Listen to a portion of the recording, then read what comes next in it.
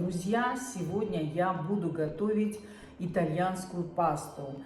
Каннеллони называется. Это такая длинная трубочка.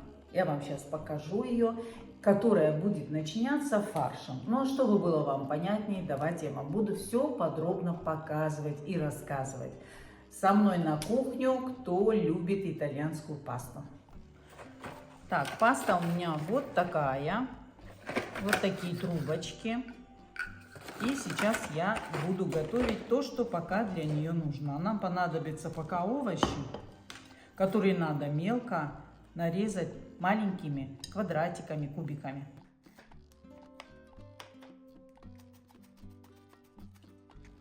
Точно так же нарезаю всю морковку. Теперь нарезаю сельдерей. Но сельдерей нужно бывает очистить вот от этих волосинок, которые есть на стебле, чтобы он был более мягче.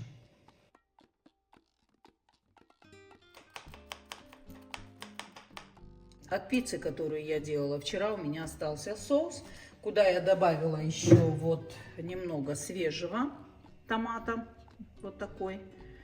И сейчас его просто прокипячу, добавлю немножко базилика еще и оливкового масла. И проверю, конечно, на соль. В кастрюлю наливаю небольшое количество оливкового масла. И сейчас 1 секунду и высыплю туда лук, морковь и сельдерей. Я ее подогревала чуть-чуть. Ага, все готово. Можно.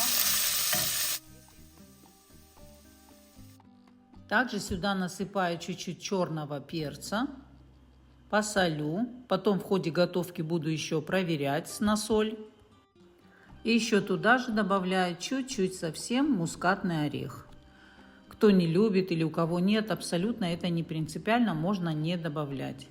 Все хорошо перемешиваю и даю потушиться этим овощам немножко под крышкой, чтобы они смягчились и слегка потушились. Помешиваю овощи, чтобы они у меня не подгорели, и пока они будут тушиться, я приготовила уже кастрюльку, чтобы сварить бешамель. Положила уже туда 20 грамм сливочного масла, и сейчас сразу я высыпаю туда 20 грамм обычной белой муки. И все хорошо быстро перемешиваем, чтобы это все вместе размешалось хорошо. Поменяла венчик, потому что слишком большой. Кастрюлька маленькая, так как мне нужно всего 200 грамм. Поменяла на лопатку, думаю, а венчиком очень удобно. Он сразу разбивает. Видите, я вместе высыпала и муку, и масло одновременно. И у меня получается вот такая кремообразная смесь. Надо постоянно мешать. Таким образом вы получаете сразу немножко цвет бешамели, которая мука же чуть-чуть слегка прожарилась. И вот когда уже получается вот такая однородная смесь без всяких комочков, медленно, даже я подняла, видите, чтоб не горело. Медленно буду вливать молоко. Частями. И снова быстро-быстро размешивать. Вот здесь мне нужен бы венчик. Сейчас я его снова возьму. Вот так. И потому что им очень удобно. Он же мешает и сразу разбивает комочки. А то ж я от них не избавлюсь. Конечно, все будет лететь в разные стороны. Венчик огромный, кастрюлька маленькая. Но ничего, вот уже все прекрасно. Видите? Вот так. И когда вы убедились, что комочков уже нет, выливаем остальное молоко. Мешать надо постоянно. На 200 грамм молока 20 грамм муки и 20 грамм сливочного масла. Соль по вкусу и тоже капельку мускатный орех тертый. И ждем до загустения, мешаем постоянно. Многие не мешают, потом знаете, что делает? Вот Массимо, например, на работе, он говорит, ну он делает по 4 литра, много, это же огромное количество. Он говорит, я все сразу закидываю, ну так ему научил его хозяин. А потом, говорит, беру блендер и все это пробиваю, то есть все комочки пробивает. Посолю. И мешаю постоянно до нужной консистенции. Жду, пока меня устроит густота всего соуса. Вот как он будет выглядеть. И чем дольше мешать, тем он вообще не должен сильно кипеть. До первых бульков. Видите, уже становится слегка погуще. Когда станет как кисель, густой кисель, вот тогда самое то готово. Видите, вот оно густеет, ни одного комочка, все гладенькое, красивенькое. И все у нас получилось. Все выключаю и домешиваю дальше. Видите, как выключила, сразу пар пошел. И все, у вас, наверное, закружилась голова. Девочки, простите, ну, не хочется подробно вам показать. Теперь закрываю крышкой и отставляю в сторону. Вот так. Видите? Оно будет остывать и еще будет густеть. Девочки, забыла сказать, в конце тоже капельку мускатный орех. Все перемешаю и все. У кого нет, ничего страшного. Сейчас выкладываю фарш. Размешаю все хорошо, разобью его на мелкие кусочки, чтобы он растерся, и даю ему тоже потомиться.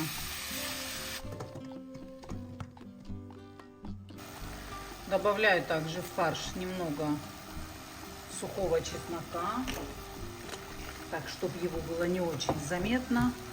Все хорошо перемешиваю. Все, вот так вот оно потомилось. Мой соус красный тоже рядом в маленькой кастрюльке варится. Чуть-чуть подниму огонь, чтобы... Я этот свет то выключаю, то включаю. Не знаю, у нас сегодня опять серая погода.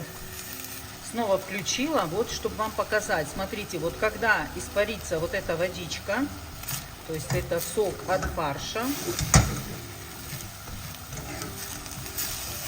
Мешаю, я огонь подняла, чтобы он подсох, потому что мне нужно добавить туда полстакана белого вина.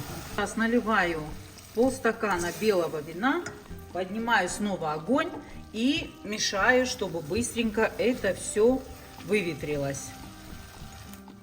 И только теперь наливаю туда томат, который у меня тоже готовился, буквально столько, чтобы он слегка покрыл мясо.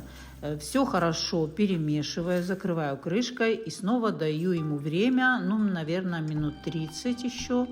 Надо смотреть, надо постоянно помешивать, он очень легко пригорает. До загустения вот эта вся жидкость тоже должна немножко испариться. Девочки, смотрите, фарш мой уже готов, я его выложила вот в такую чашку и остудила его. Потом сюда я должна положить 100 грамм сыра мягкого, который тоже нарезала кубиками. Это тертые сухари, хлебные сухари. Это сыр пармиджан, тоже тертый, и одно яйцо. И сейчас будем уже соединяя вот эти все ингредиенты сюда. Добавляю сюда сыр, нарезанный кубиками, сухари, пармиджан и яйцо.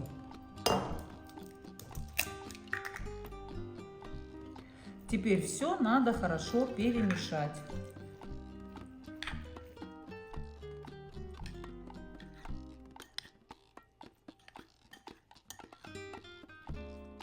Девочки, смотрите, это бешамель, которую я приготовила, но она была немножко густоватая. Если она у вас тоже получится чуть-чуть густовата, то добавьте туда буквально чуть-чуть молока, чтобы она стала консистенцией, вот когда я ее выключала, вот в таком виде, как густая сметана. Потому что я же сказала, что когда она остывает, она становится гуще.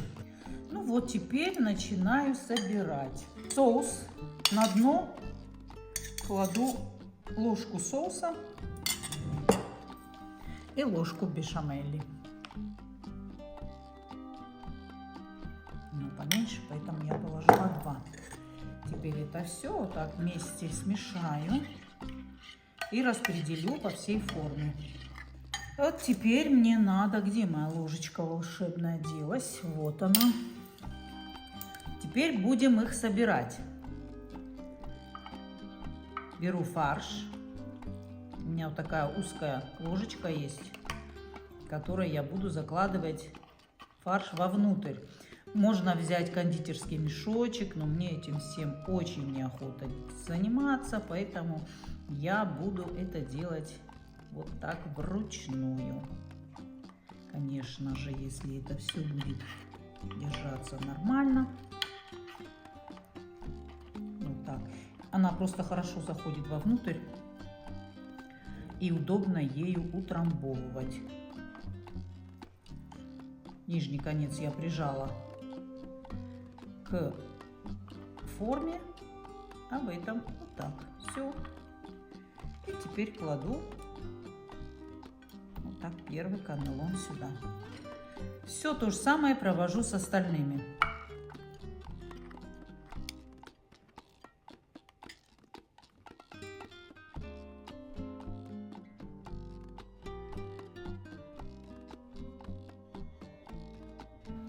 После того, как заполню все каннелони и уложу их аккуратненько вот так в форму, сверху кладу на каждый отдельно соус и поверх соуса еще добавляю также бешамель. Если кому-то вдруг бешамель не нравится, можете этого не делать. Все слегка перемешиваю, сверху посыпаю сыром. Каннелоны уже готовы и отправляются запекаться при температуре 180 градусов минут на 30. Буду смотреть, чтобы верх был золотистого цвета. Увидимся чуть попозже, я вам обязательно их покажу. Ну а это когда я просто уже приловчилась. Вот так вот подставила 2 пальчика вниз, чтобы они не убегали у меня. И просто закладываю сюда. То, что у меня осталось, я просто заморожу на следующий раз. Не буду, конечно, ставить, класть туда ни соусы, ничего. Просто их вот так заполню, как полуфабрикат, и уберу в морозилку. Заодно уже будут готовы до следующего раза. Почему, когда надо снимать, то ты уже ничего не умеешь делать? Вот эти 4 я сделала буквально за полминутки. Быстро вот так раз, и все готово. Думаю, давай покажу еще, как я это делаю. Видите, ничего не убегает, рука чистая снизу, потому что ничего не течет. Вот так. Все. Вытерла здесь. Вот, пожалуйста, снизу. И вот так кладу. 2 пальчика снизу заткнула, чтобы они у меня не убегали снизу. И все. Ничего никуда не упадает. Даже если упадет, оно упадет обратно сюда. Вот так.